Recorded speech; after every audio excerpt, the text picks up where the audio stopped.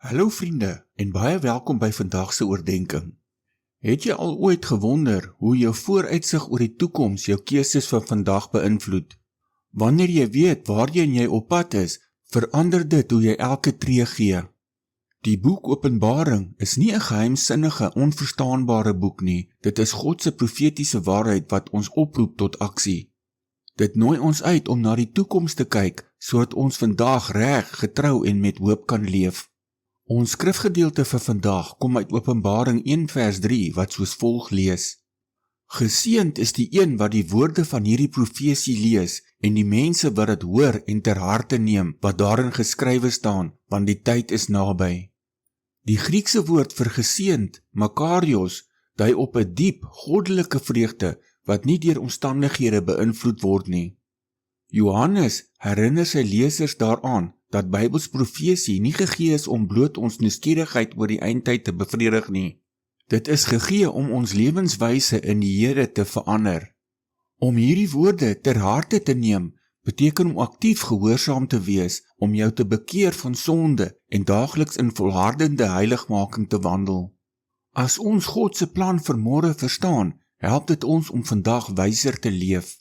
Omdat die volleinder van ons geloof reeds die einde van die verhaal ken, hoef ons nie bang te wees nie. Inteendeel, daardie toekomsboodskap moet ons lewens en keuses in die hede rig.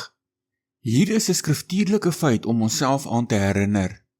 Bybelse profesie is nie net 'n kaart vir die toekoms nie, dit is 'n kompas vir die hede. Die skrif wys dat God se beloftes oor die toekoms ons roep tot 'n heilige lewe vandag.